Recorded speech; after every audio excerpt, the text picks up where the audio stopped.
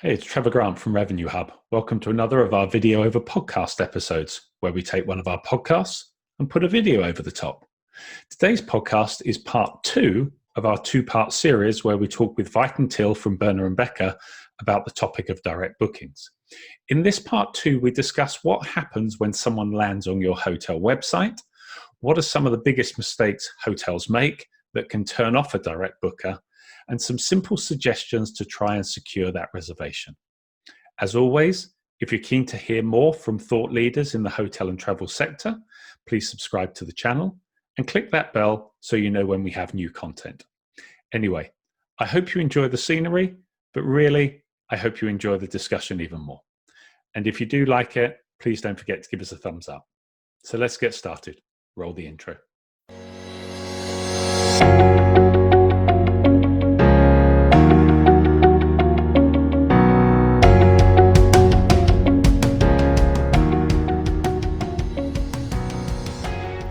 Hi, welcome to the Revenue Hub podcast. I'm Trevor Grant. Through these podcasts, we aim to discuss topics relevant to professionals within the hotel, travel and leisure sectors, whether you're in a revenue management function, reservations, front office operations, digital marketing or sales. We hope the topics discussed will be of interest and either answer some questions or maybe prompt some more. Hi, welcome to another Revenue Hub podcast. We are delighted again to be joined by our guests from Berner and Becker. We have Veit and Till once more, following up on our recent podcast. Hello guys, how are you? Very good, how are you? Yeah, Hello, very guys. good indeed. You well, Till? Yeah, very well. Good to be back. Great, good to have you on here. So I think then, where we are, let's start. We said we were going to talk about 2 parts. Let's start about part 2 here, which is really looking at if we've covered off where we should be looking and what we should be doing to drive more people to our site.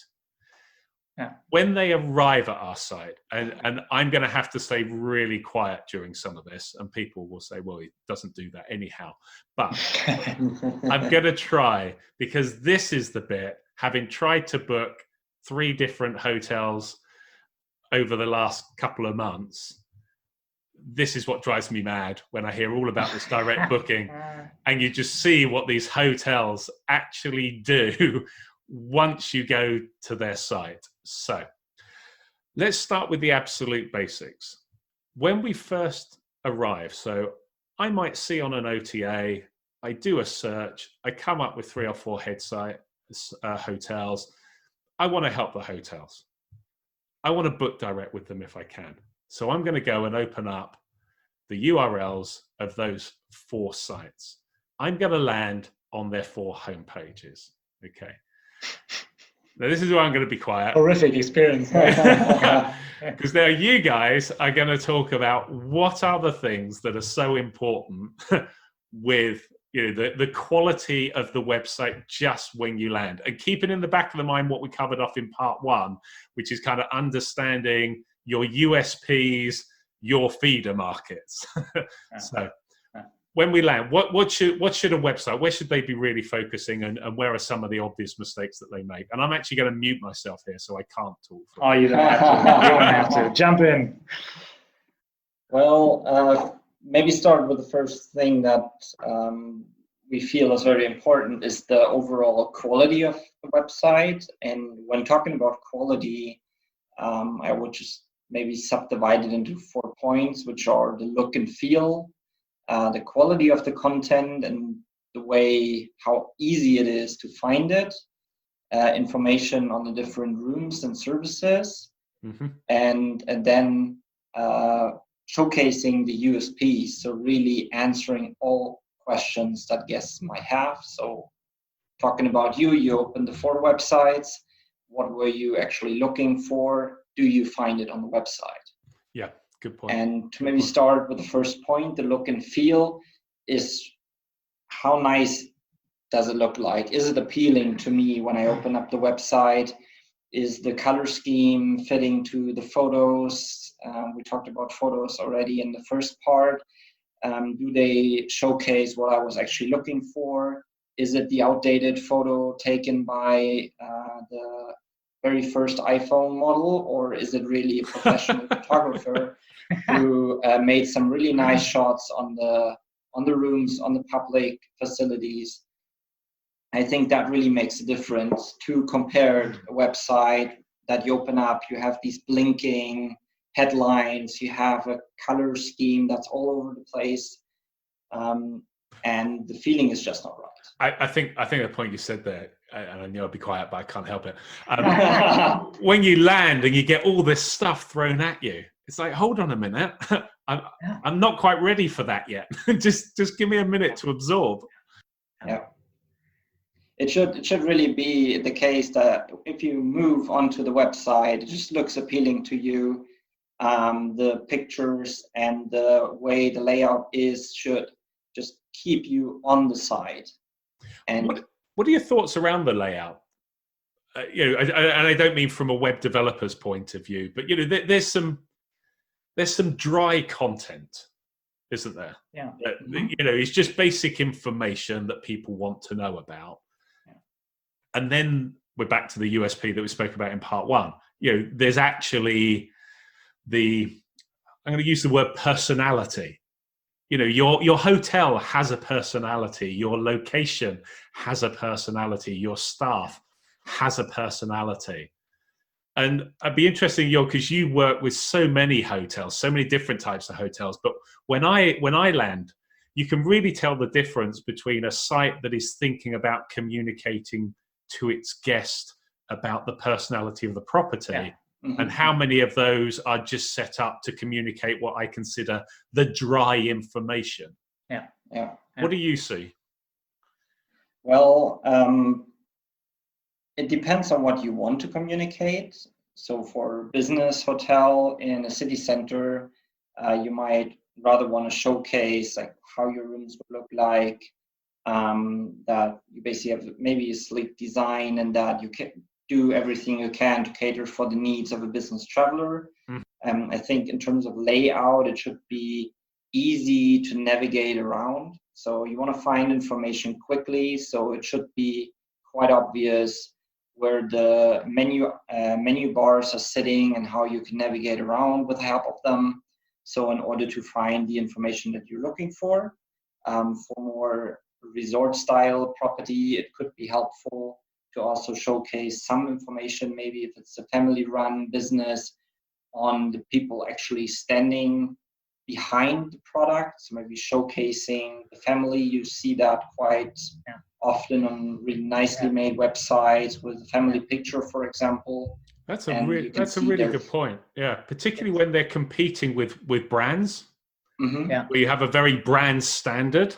Yeah. And I guess it's different to how Airbnb have come about, but there is a purpose where people want to be in the community, in the location, and that if you're part of a small group, or a small independent hotel, your staff is a family. That's going to be a massive selling point that sometimes you don't think is emphasized as much.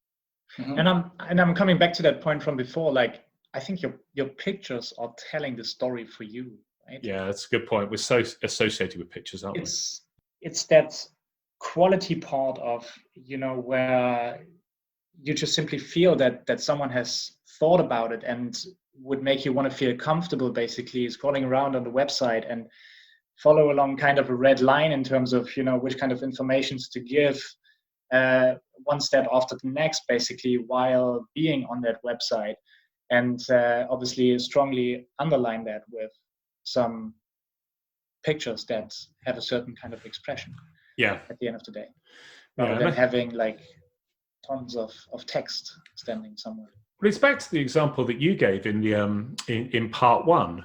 You can imagine 3 or 4 hotels, maybe Switzerland, Northern Italy, that are into mountain biking. Yeah. And 3 of them you could open up and they give you what you normally expect of every hotel. Yeah.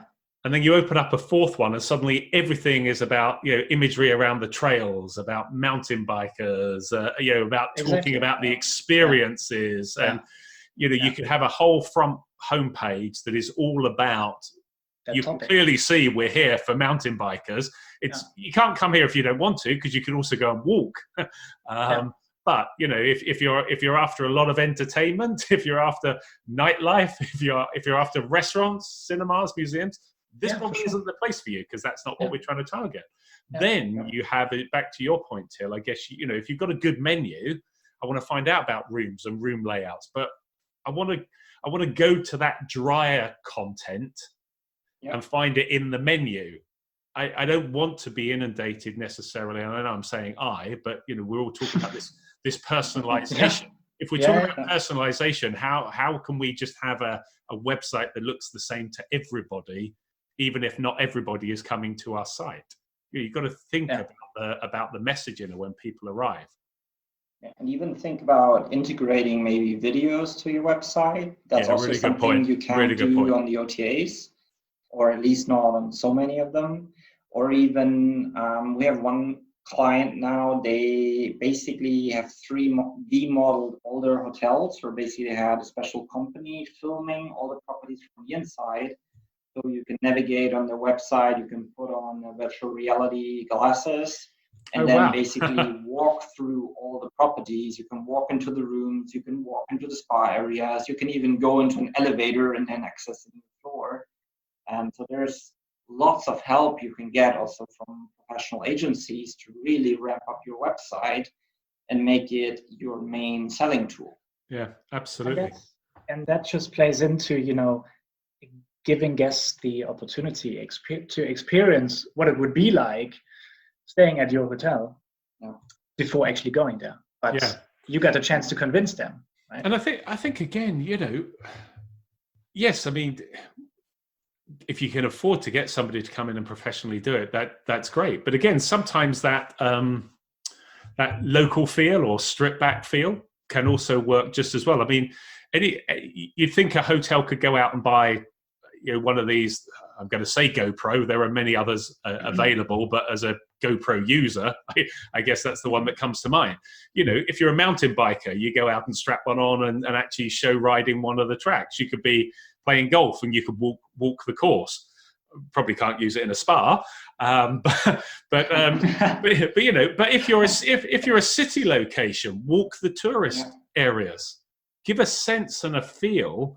And even though people may be familiar with it, you're giving them something that others aren't. So someone will give you, these are things you could do and see, and here are the links. And the other hotel is saying, here it is, experience it. Watch this 2-minute video or 1.5-minute video. And when you sit there on the mobile, on your train or commuting or whatever it might be, and you suddenly look at a video thinking, I want to go to Berlin, or I want to go to Munich, and what's it all about? And I've got 4 sites open, giving me all the details and more links, or I've got a 2-minute video that was taken by one of the guys or girls that are there just talking you through it. Which one am I going to levitate towards? It's going to be towards that hotel if I want to make a decision. Yeah, it's a really, really good point you're making there. If you give your guest this, I wouldn't even say little extra, but that's already like a lot extra on information on your website. You can list city events and how easy it is from your hotel to access it. Coming back to this mountain bike example, you can very well upload these videos of your own mountain bike rides if you're also into biking. But you can also upload directions or good routes to take with your mountain bike that are starting at your property, basically, to showcase that you have the ideal location to do this. And the same would then apply for people who go on holidays and want to go running in the morning, for example. Could also work for a city center hotel that is located next to a park. And you have 5 different routes for the people to take. That's actually a very, very good point. Yeah, it's just really speaking, like, think about what your guests want to know. There we go. Visit your website, right? And don't take it from the perspective of which kind of information you think they would want to know. Listen to your guests. Right? Just be in their shoes. I mean, we spoke about that in the last one, but just they're there on property. They're there for a period of time. You've got a captive audience of people that made a choice for a reason.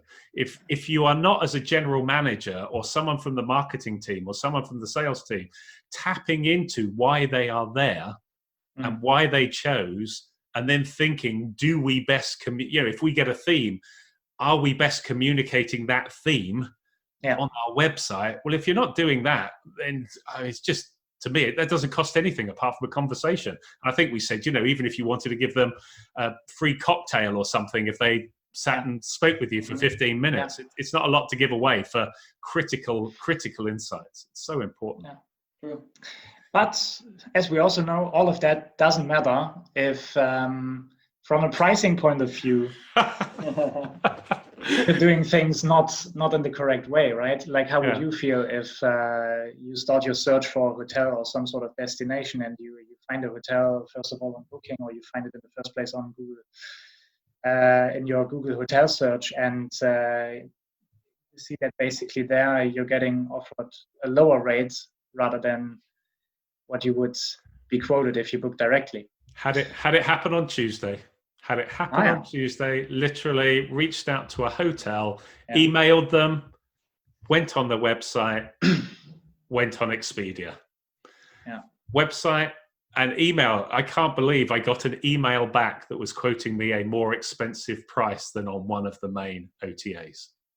Perfect. I mean, seriously, what commission are they going to pay for my booking through Expedia that they could have instantly just given me a price that would have got me to say? And I tested it because I knew we had this podcast coming up. Yeah. To kind of test it, to just think, real life example. I'd probably been daft, but there it was in black and white, charging me more than I could find on an OTA. Yeah. I mean, as you say, you could have the best website in the world, but you are not going to get that booking. Yeah. It's just ludicrous. And we expanded on that a lot during the last podcast as well. And I think just, try and have your distribution under control as much as you can, right? And get help, obviously, if that's not the case. Yeah. Right. And I think we talk about sort of a parity. There's parity tools, rate shopping tools. I mean, you guys, there's plenty. Yeah. There's plenty out there for the sake of that investment, just to know what is going on. If you can't control it another way, that's gonna pay. But as you say, we touched quite a bit on that. But yeah, you're absolutely right. Best website, best content, best videos, best guides doesn't mean anything if they can get it cheaper elsewhere. So price parity is critical. And that also applies to having at least the same offers on your own website and what you have on the OTAs. Yep. Which means, I think in the last podcast we already touched on that as well. If you offer only rooms with breakfast or room only on your website, but you have the full package up to half board on the OTAs, it doesn't make any sense. Absolutely. Especially because you need to pay commission on that as well. Yep. Do you know why? I mean, I can't understand. Is there something in the technology, or why would a hotel have an all-inclusive, half-board, breakfast, or room only as 4 options possibly, or even if they don't have the all-inclusive, room, breakfast, half-board? Why would you find that on an OTA, but then you wouldn't find that on their own website? Is there something I'm missing that it's harder to put it on their website than it is to have that distributed out onto an OTA? I don't think so, but I'm just checking. No? I don't think so either, but maybe the booking engine they are using is so complicated that it's not possible to set it up, or maybe there's a lack of knowledge on the property. Okay. I totally agree. It's not really making sense. Okay. And I think when we spoke, you didn't mention it. I think you mentioned it after when we after the last podcast. You spoke about packages and kind of seasonal packages. I think you said why I'm looking to book a summer holiday. Why am I being offered a winter package? Or was there something around that I remember you saying? Yeah, it's, you come across quite some hotel websites who set up a lot of packages.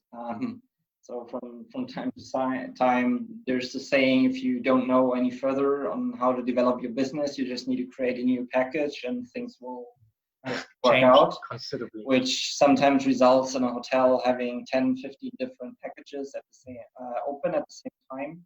Right. And it's just over confusing the guests. I mean, you go on a website and you have 3 different rate plans and 10 different packages online that you see. How do you really want to make a decision? In the marketing, you say you need 3 different choices. That's why usually if you book an airline ticket, you have 3 different choices here. Yeah. A very basic, something in the middle, and then you have a high class, maybe with a refundable policy. Mm-hmm. And for hotels, you should aim at least this, not just the same, but maybe a very reduced view, because as you said, it doesn't make any sense. You look for a summer holiday and the Christmas package is still online. Yeah. That doesn't really look very reliable. No. Same goes for 10, 15 different packages. The client would just be confused by the amount of choice that they are having, because it's really hard to then go ahead and evaluate the USPs of every single package. And statistics show that the more choices you have, the less likely you will be making a final decision. So that's actually decreasing your conversion on your own website by quite a lot. Yeah, that makes sense. Just by saying, keeping your product shelf in terms of rate products and package products as clean as possible, and by only showing what's relevant, right? You would be on a good way. Yeah. So again, not a suggestion, but if you've got 3 room types, it's 3 room types they can choose between. Then you might have 3 different types of offering for each of those room types, but you've got 3 choices, you choose a room, then you've got 3 different offerings, choose an offering. Then make sure, and I think this is also a point you made, a slightly more drier element here, but then make sure you have the details behind that offering of what it actually means, what some of the constraints might be, as a guest looking to book, because it may mean I want to choose that option, but then when I see the actual detail, oh, okay, well, let me see how that compares with one of the other offerings. And it may be there's a little bit more flexibility as you move up the offering that might entice me to have actually gone for option B rather than option A. But keeping it clean, keep minimizing the decisions. That's a really good tip. Yeah. Okay, and relevance.